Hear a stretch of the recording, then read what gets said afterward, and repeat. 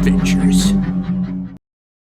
Greetings all, it's Chuke here from Chuke's Outdoor Adventures. Well, this summer and fall has just been non-stop bear attack stories. I have not run out of stories. It's just crazy. We got another one, and this is pretty interesting because in this series I have talked about bear spray versus, say, a 10mm auto, and I have concluded that the 10mm auto is way better. I also encourage you to bring bear spray as well because it does have its place, but there's this narrative that the left news media keeps pushing bear spray only.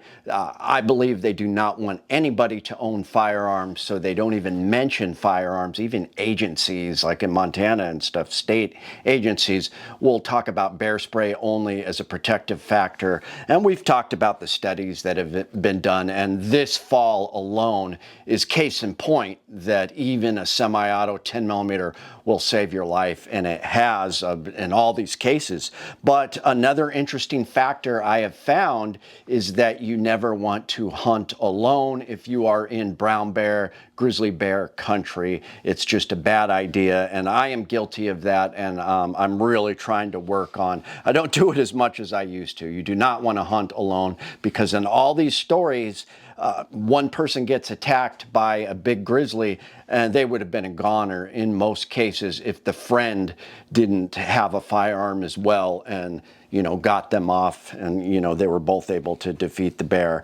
So here's a story where it happened so quick, sometimes you don't even have time to get a shot off. Now, these two hunters were hunting on Admiralty Island, so this is KTUU news story. Really cool story. Amanda Compton and Nicholas Orr were the hunters. I think I met that guy before too. It's pretty cool. But what's funny to me is they're on Admiralty Island, and it does say it is one of the most bear-dense areas in North America, and it really is. It's like a miniature Kodiak. The bears aren't quite as big as Kodiak brown bears, but they are very big. And what I don't get is Fish and Game is saying that attacks there are rare. They must not talk to people from that area because a lot of the attacks and the encounters don't get reported and make headlines, but it's pretty common on Admiralty Island. It's exactly like Kodiak in the sense that it's covered in deer and, you know, Sitka black-tailed deer, and when those big bears hear a gunshot, they don't run away like some areas. They go right for the gunshot because they know they can take that deer away from the hunter. They can maul the hunter, bully the hunter, and just get a free meal. So they head for that sound. Now, I did a hunt on Admiralty Island by myself, which was not smart. I'll throw the video up, but I actually brought a SCAR 17 308 rifle, and I just got a teeny little deer there, but it was exciting. I didn't run into any bears. I wasn't near one of the salmon streams. I think that's what saved me. But this story was pretty fascinating because these people didn't even have time to do anything, that Nicholas and Amanda there. So what happened is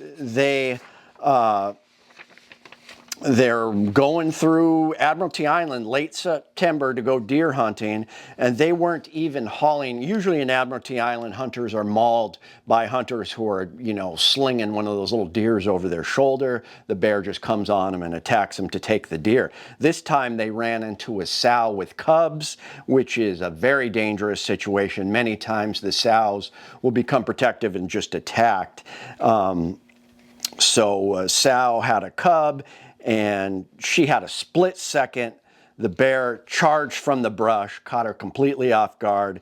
From where it was to me, it was just at 12 o'clock. A large balloon erupted from the brush and came straight at me. There was no time to draw a gun. So I've talked about that. Sometimes they'll hear you and get angry, and they'll kind of work around you, check where the wind is, and then come straight from your side. In this case, it just came straight at her.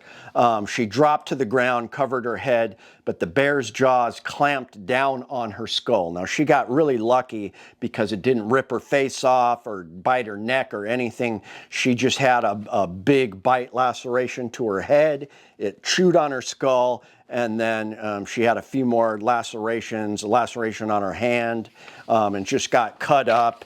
And really tough lady. She says she's still gonna hunt, shows stitches, and then it's got this amazing picture in the story. There's a longer podcast of it where she's just got blood dripping down her face and she's wearing her hat there. So really cool story. So they walked back to the boat, a deep gash on her head and a puncture wound to her hand, but wow, she was lucky. And then it said a biologist with the Alaska Department of Fish and Game said bear attacks like this are extremely rare. I disagree. It hasn't been rare this fall, and it's Admiralty Island. It's not uncommon for brown bears to attack hunters on Admiralty Island. It's teeming with bears, and you go there to hunt in the fall. That's when they're trying to fatten up.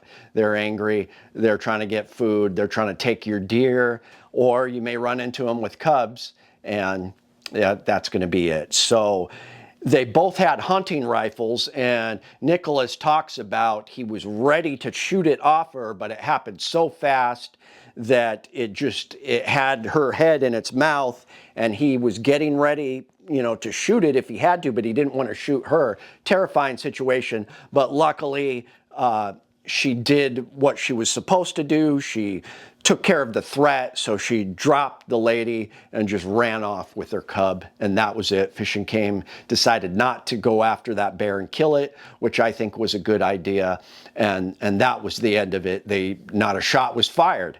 Now, thankfully, nobody said, oh, you should have had bear spray. They wouldn't have had time to deploy bear spray, and close quarters, they would have sprayed themselves, so it's just ridiculous.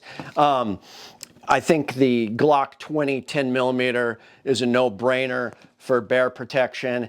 I had so much fun just kind of putting together this build, my Benelli M4. I got a side saddle, and what I have here is what Alaska Fish and Game recommend is the Brennecke Black Magic 12-gauge slugs. This no doubt is probably the best bear stopper you could ever have. The problem is it's very heavy, and on extended hikes and hunts, I'm going to bring a pistol and a hunting rifle, and I most likely won't bring this. Only if I'm like fishing or something, or hanging out in camp or by the boat, I might take something like that. And we had that amazing story I covered that happened this fall in Kodiak, where almost 1,000-pound brown bear was in this guy's neighbor's house, and he came in with this 12-gauge shotgun, and one shot from that slug right up in its chin just took that wounded brown bear out. So an amazing story.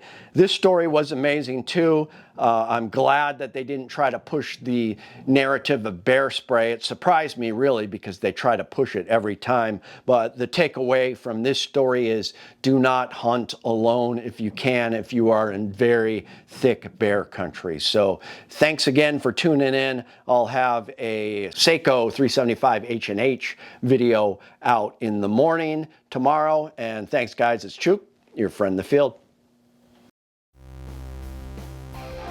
My name is Chuke. I like to trade my guns just for fun, but now I have none. Oh, look, get shot by a bear, but I don't care. I got a 10mm. Chuke's Outdoor Adventures. Watch you all die every time. Guaranteed.